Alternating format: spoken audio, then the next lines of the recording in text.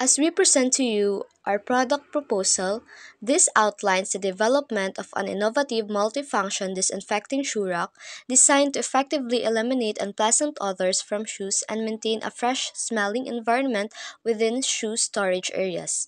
The current market lacks a comprehensive solution that addresses both odor elimination and long term freshness, presenting a significant opportunity for a new product.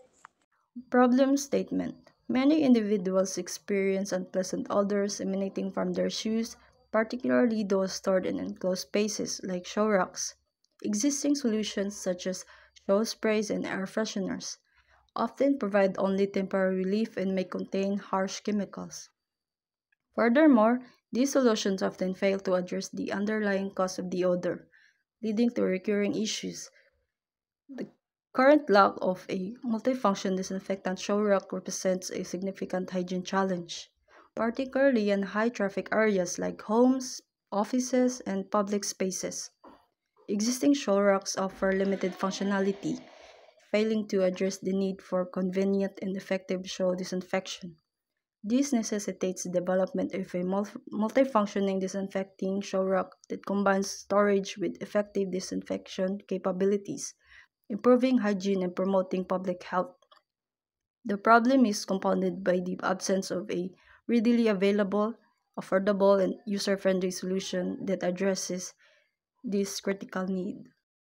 Our design inspiration for a multifunction shoe rack focuses on maximizing space and incorporating additional features beyond simple shoe storage. Hello sir, so I'm Junicio Osorio. So this is our prototype of our product, the development of multifunctional shoe racks. First of all, I will introduce you the parts of this prototype. So the top part, this one is where the magic begins. So mo ni ang main source nga sa pag-disinfect sa atong shoes. So na dili ang machine nga mo disinfect sa shoes na magpakuan.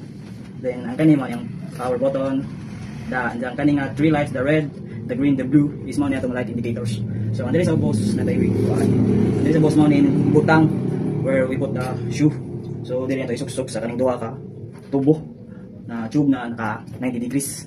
So dili mo gawas ang aso kadtong mag-disinfect sa atong sapatos.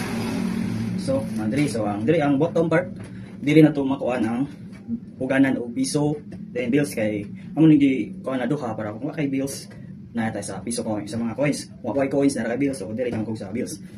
So dili po sa back part mo na diri ang kaning saksakan na to.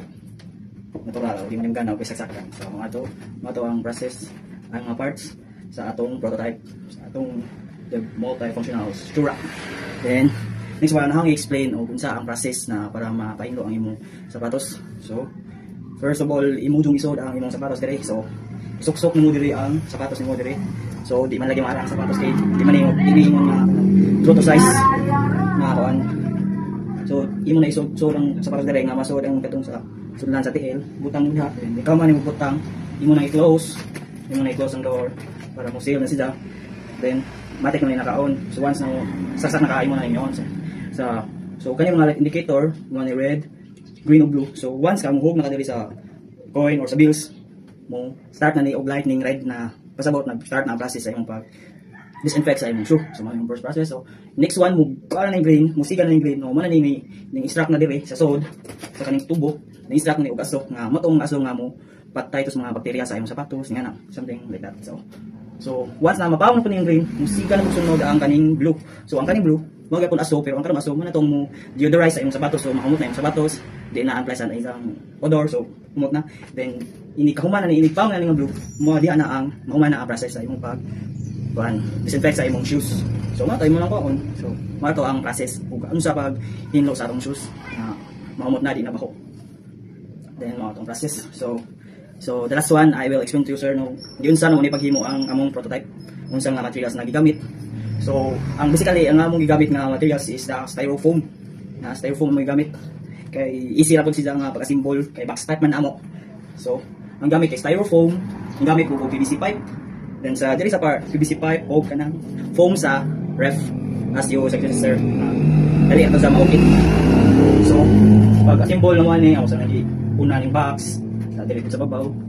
Pag human diri sa babaw, diha na binag kuan sa mga small parts. So diri sa sud ang kaning duha ka tube kuan na sa PVC pipe. So wa mami nagkuan mami kanang elbow. So amo na ning gibawog para ma 90 degrees sila.